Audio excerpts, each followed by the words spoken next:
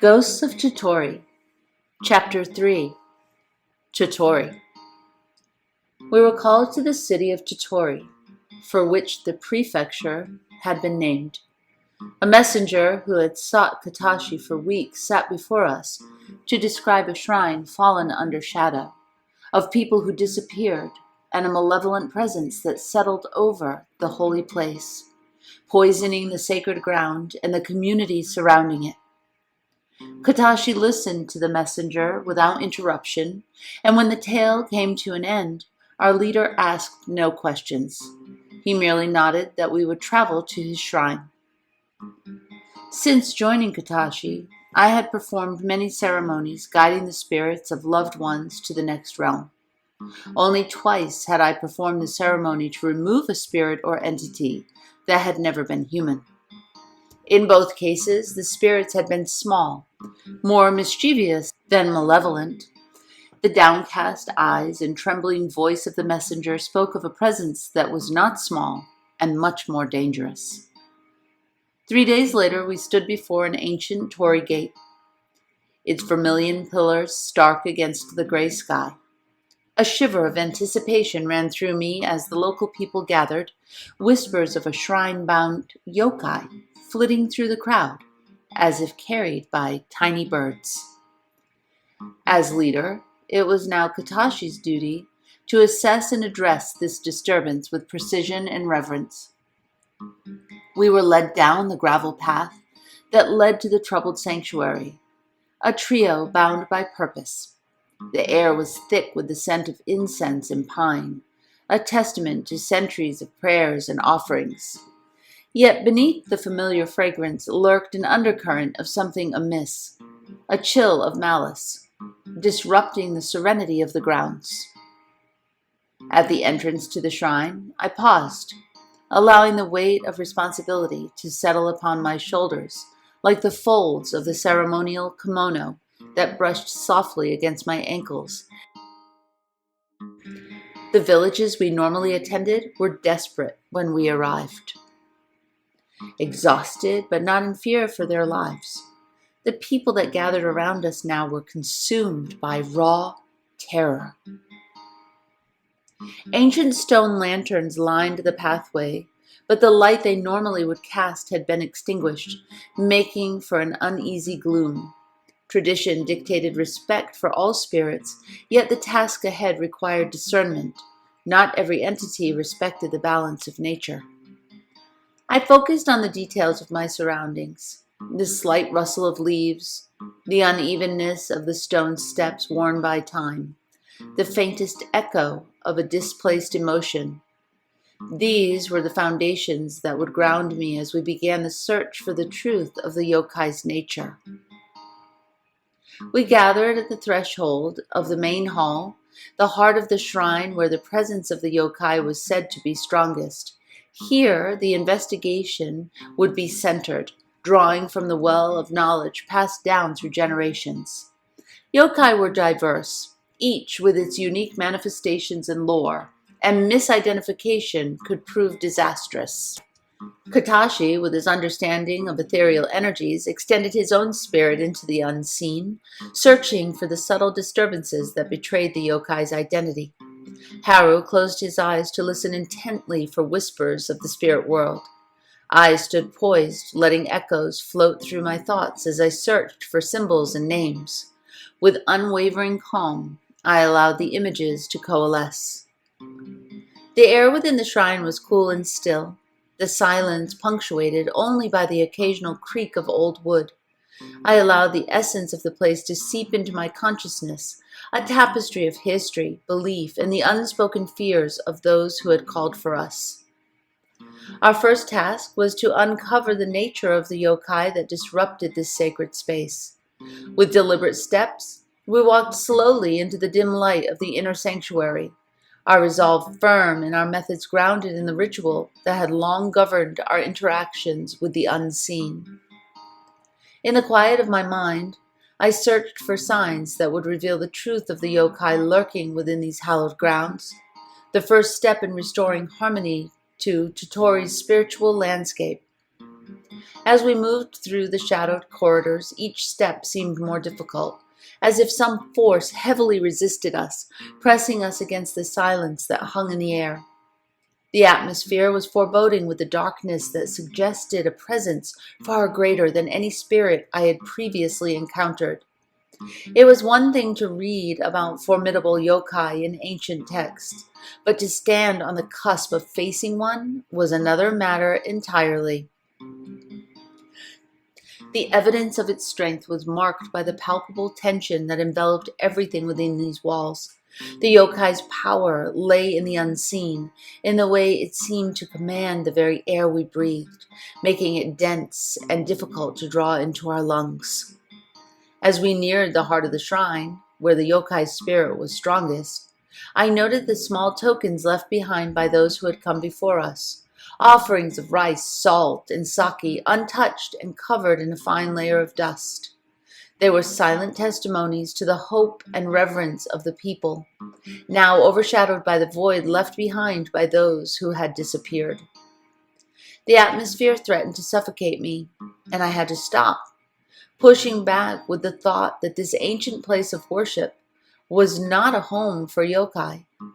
Each moment added to the growing certainty that the yokai we faced was not only powerful, but malevolent, its influence reaching out to claim those who were not strong enough to resist it.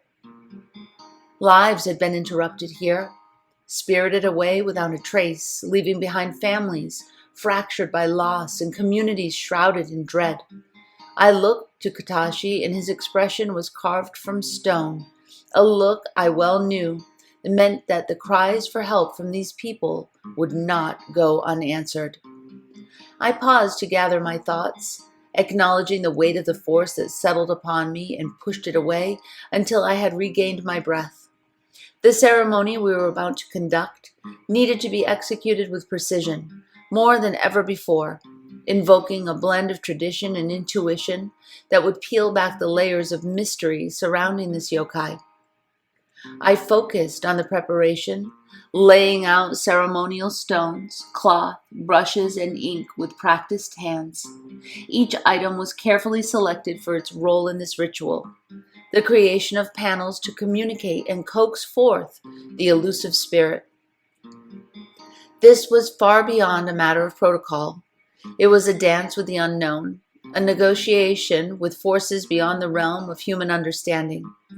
In the quiet sanctum of the shrine, with only the flicker of candlelight to keep the darkness at bay, we prepared to identify a demon that had already proven itself a powerful force. I turned over the last of the small, bone-white stones in my hand, each one inscribed with a name, a grim marker of those taken by the yokai. The pattern was clear, the spirit now identified. Gashadokuru, a skeletal yokai birthed from the bones of starved and the vengeful.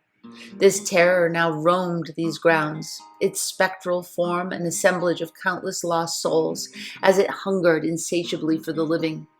It explained the disappearances and the fear that hung palpably in the air like a thick fog.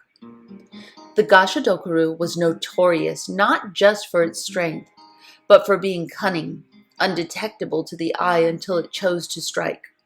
Prayer would be futile against such a foe. It required a ceremony powerful enough to match its own guile.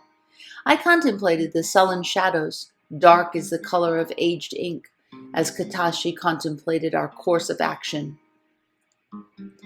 After some time, Katashi quietly announced that an unorthodox solution was our only hope against such a foe. A plan that flirted with danger as much as it did with deliverance. To drive off the Gashadokuru, we needed to embody a threat formidable enough to force it to cede its territory.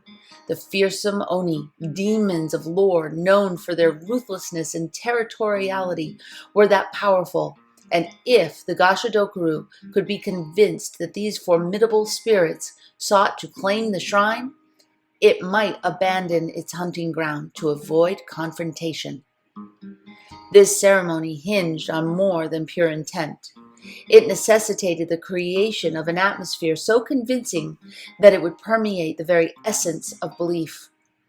For the Gashadokuru, steeped in the spiritual resonance of centuries-old malice, would not be fooled by half-hearted measures. We would need to convincingly imitate the Oni in a display of dominance, a challenge etched in every gesture and symbol we presented. Katashi spoke in a low tone that we would be the first to attempt a ceremony such as this, and our success was far from guaranteed. In addition, in undertaking this ruse, we risked the ire of true Oni, drawing them towards us with the potency of our charade.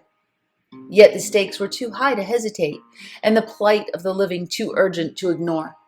With the lives of innocents bound to the outcome, we resolved to craft a ceremony with the meticulousness of a master painter, the voice of an ethereal singer, and the guidance of a spiritual leader that no spirit had yet to deny. I turned my thoughts away from doubt and the knowing that this ceremony might very well become our undoing. On the following day, as the sunlight began to cast long shadows across the grounds of the shrine, we donned the guise of demons. The robes were heavy, dyed a deep crimson that seemed to drink in the last of the day's light, and adorned with symbols meant to evoke fear and power. The masks, carved from ancient wood, bore the twisted and snarling visages of Oni, their horns curling skyward as fangs reached down and out. Each fold of cloth and knot were precisely where it should be, knowing that in the details lay our only chance at convincing the Gashadokuru. When my costume was complete, I set about my next task. My hands were steady as I unfurled a bolt of cloth. With ink and brush, I began to inscribe the names of Oni onto the cloth panels, characters flowing one after the other, each name a promise of strength and an assertion of territory, not mere words, but binding contracts in the ethereal plane where spirits dwelled. Beneath each fearsome name, I detailed our demands and the consequences for those who would defy them. The language was unequivocal, leaving no room for doubt or interpretation.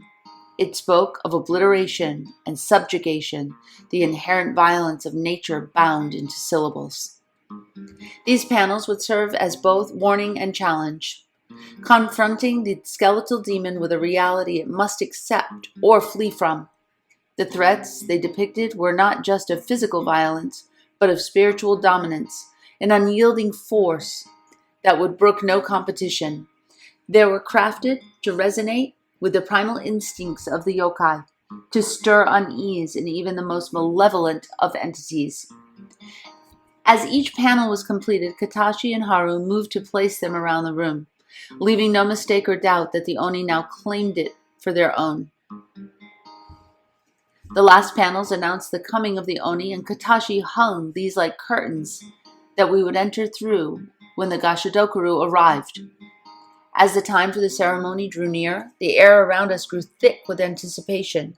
The shrine stood silent, a stage awaiting the unfolding of our grim performance. There was a weight to what we were about to do, a gravity understood by all who tread the line between the seen and the unseen. We were stepping into roles defined by centuries of myth and legend, and in doing so, binding ourselves to an outcome that was far from certain. But amid the risks, there was that light of hope. For if our ruse succeeded, we would turn the tide against a monster that had claimed too many lives. The encroaching darkness swallowed the shrine, and we took our positions, each movement deliberate, each moment stretching into eternity. The panels, now arrayed around the shrine, transformed the space into a court where otherworldly judges proclaimed their verdicts.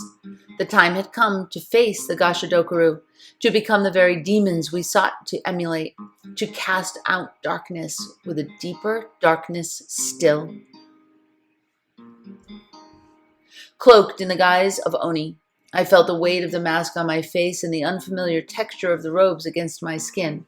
I focused my concentration to believe that it was no mask, but my own visage, as I had now become the Oni. The first sound of Haru's voice escaped his lips, not as a song, but as an invocation, a guttural tone that seemed to draw from the earth itself. It was a voice I had known that he possessed, deep and rough, resonating with the tales of Oni. His utterances twisted through the air like heavy smoke, weaving stories of destruction wrought upon lesser spirits. These narratives, spun from his throat, did not ask for attention. They demanded it, seizing the very air and claiming dominance over the unseen audience we sought to deceive. As Haro's vocal incantations continued filling the space, we prepared for our performance. Our movements were to be at once both dance and battle, a violence rendered an art. Katashi embodied the lead Oni with a ferocity that belied his usual calm demeanor. Every stomp of his foot would be a war drum, every sweep of his arm cleaving the heavy atmosphere, as if rending the veil between our world and that of the yokai. His dance would be a challenge, a display of power so convincing that no one would question if it was merely a performance. Each step to reverberate through the ground, each gesture was an assertion of dominance, a claim laid bare for all to see. This shrine would belong to the Oni tonight. Harrow's voice turned into a primal chant, and even the wind seemed to bow to his words, carrying the echoes of our deception far into the shadows where our adversary lurked. Together, our hearts beat with a singular purpose, to drive away the darkness with a show of might so profound that no Gashodokaru could dare defy it. We were the hunters now, our prey a creature of bones and malice. And in this spectral court we had created, only the strongest of spirits would prevail. In the world of spirits, deception is a precarious art, especially when the line between hunter and hunted is blurred. We tread that line with a practiced trepidation, aware that the true Oni, should they take notice, would not discern or care for the distinction between pretense and reality. Their wrath was indiscriminate, their power unfathomable. Yet, to rid Tottori of its lurking horror, we embraced this peril as one might embrace a necessary poison. A hush fell over the shrine. The wind itself stopped, as if it held its breath, and the shadows seemed to lean in, expectant. It was in this moment of eerie calm that the Gashadokuro manifested, towering above us. It was an abomination of bone, a skeletal colossus wrought with the remains of countless lost souls. Its green eyes blazed with malevolence, casting ghastly light that danced across the cracked walls. The jaws of the Gashadokuru clattered open and shut with a sound like stones grinding against each other, a grotesque mimicry of hunger. Those eternal teeth, each as long as my forearm, gnashed in anticipation of the feast it had come here for. With each click and snap, it shattered the silence, asserting its presence in a cacophony of death. Katashi, embodying the essence of his assumed role, did not falter. He threw the curtains aside with a bellow, and his feet moved in patterns that married the lines between aggression and art. Haru stepped forward, and his guttural voice punctuated the air with stories of Oni conquest, and both he and Katashi seemed to grow larger, their energies magnified by the determination as they fought for dominion over the very space we occupied. I threw my curtain aside and joined the group, we 3 demons who had come to claim the shrine as our own. Yet, even as we embodied the Oni, the Gashadokuru advanced, undeterred by our display. Its towering form loomed over us, a macabre nightmare poised to claim its due. I could feel the weight of its gaze, the chill of its intent as it reached out with bony fingers, eager to pull us into the abyss from which it had crawled. We were locked in a spectral standoff, a dance of life and death, where any move could either be our salvation or our undoing. Haro's voice came in tones that sounded ripped from the ground he stood upon. Katashi drew his katana sword and thrust and slashed at the spirit in a display that forced the creature back. In return, the malign spirit chose its moments to reach forth to grab and crush, its teeth gnashing and eyes blazing with unholy light. The unthinkable happened as it lunged and took hold of Katashi. His body stretched taut in pain as the demon held him in its grip. Hera rushed towards the Gashadokuru, and without thought, I reached into my robes, or for the last weapon in our arsenal, and it was a powerful one. Careful to remain near a lit candle, I held a small, twisted fuse to the flame. Sparks emitted from the special cord, and I tossed my parcel into the air in front of the Gashadokuru and counted to 3 before emitting the deepest war cry I could muster. The following explosion was perfectly timed and startled the Gashadokuru into dropping Katashi and retreating a few steps. Released from the demon's grip, Katashi recovered and we 3 stood facing the yokai, the final battle imminent. The demon's colossal skeleton eclipsed the moon, casting long, eerie shadows across the ground where we stood. Its eyes, twin embers of malice, bore into us, and yet, in the face of such overwhelming dread, our resolve did not waver, for we knew that we had the advantage in our numbers now.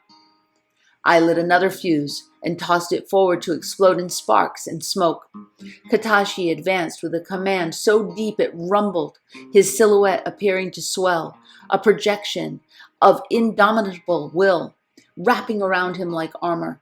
He was the embodiment of countless generations' worth of spiritual guardianship, a legacy flowing through his veins that refused to succumb to the monstrous entity before us.